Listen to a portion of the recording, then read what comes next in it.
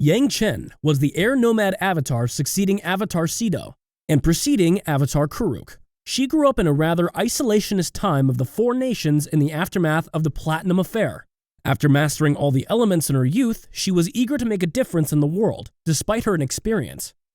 This is the most known information about Yangchen, but to find out more, you really have to dig deep into Avatar history. Well, guess what? We've done that for you today. You're watching Avatar Discussions, and this is the history of Avatar Yangchen. The air nuns of the Western Air Temple raised Yangchen from birth. Animals gravitate around her because of her love of animals and nature. On bonding day, the majority of the bison calves congregated at Yangchen, but she chose one calf and gave him the name Nujan. As far back as she could recall, she had also been troubled by the voices of previous avatars. Before she turned 8, Yangchen started to have sporadic episodes of excruciatingly painful feverish phases and practically epileptic fits, at first talking incoherently. Despite their best efforts, the healers from the air nomads were unable to assist her, but eventually names and even complete words could be made out in her screams. In an effort to give the child's statements some context, Abbess Dagmola started writing them down. The young avatar occasionally played out scenes from her previous life. Yangchen started communicating with Earth King Zhao Lai one day, who has been dead for 3 centuries, but was recognized by her caregivers. It was evident from the Abbess's notes and the people Yangchen had mentioned that they were all former avatars' friends. Jetsun in particular understood that reading out the texts written by these people would make the girl feel better. This was especially important to calm Yangchen down when she relived the personal losses and betrayals of ancient avatars, suffering even more than usual. Yangchen became aware of her avatarhood by the time she was 11 years old as a result of frequently reliving the events of her previous lifetimes. The elder air nomads were worried by the fact that these instances continued to occur despite the fact that her possession fits became less severe with time. Yangchen thought of Jetsun as her older sister, and she attempted to think of fresh ways to aid her. She eventually took on the role of the young avatar's guide to allow Yangchen to enter the spirit world through meditation. The two made their first effort at a meadow above the Western Air Temple with the aid of Abbess Dagmola and librarian Tsering. Using her latent avatarhood, Yangchen managed to do it on her first try. Yangchen was thrilled at the beauty of the spirit world at first, until they came on a group of haishi. While Yangchen did not fear the spirits, one of her past lives did, and she was overcome by a powerful memory while still in the spirit world. The haishi turned dark, and Yangchen regressed in age, with Jetsun trying to save her and shouting at her to wake up. While Yangchen made it back to the physical world, her sister did not.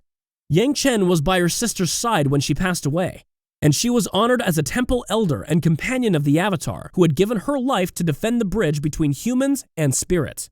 After the funeral, she spent time researching which of her past lives had triggered the memory, but found nothing and started to wonder if it had been her fault. By engaging in mental exercises with Abbess Dagmola, Yangchen was able to begin to influence the memories of her past life, building a solid connection between the banks of her memories. On a tiny island in the Moche Sea, she performed her first waterbending act. Like all avatars, she mastered the elements and the avatar state in order to preserve world peace. Her senior caregivers had Master Boma swear to babysit the young avatar until she could be left alone before she set off on her journey. Yangchen began her first official mission as the avatar to Tian, a shoreside city whose king had requested her assistance a week after she had mastered the 4 elements. She traveled there with Boma, her 2 winged lemurs, Peak and Pak, and her sky bison. When she arrived, the king informed her that the local fate tellers had predicted a tragedy would strike the city that evening, coming from the sea.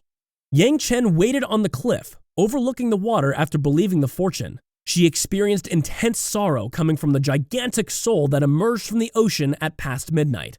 When after midnight an enormous spirit emerged from the water, she felt overwhelming grief emanating from the spirit and tried to make contact with him.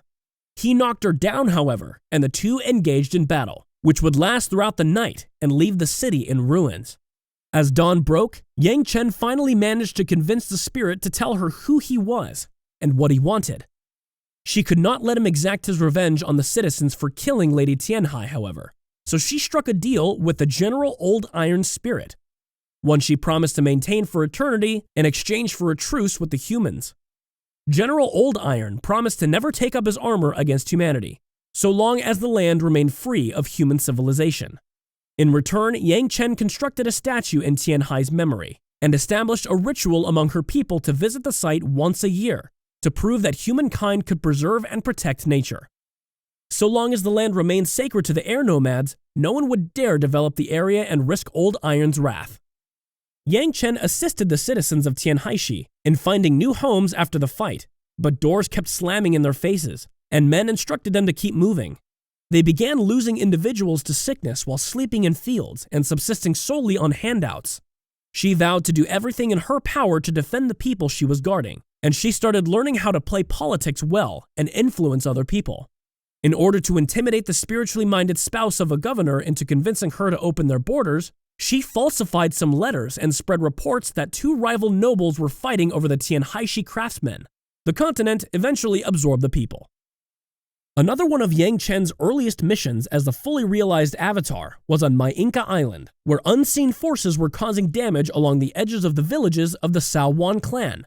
She worked with Duke Zolian and his heir Lohi, informing them that the spiritual activity would stop if the inhabitants of the island kept more than 3 li away from the cenotes and caverns on the island that were home to the phoenix eel spirits.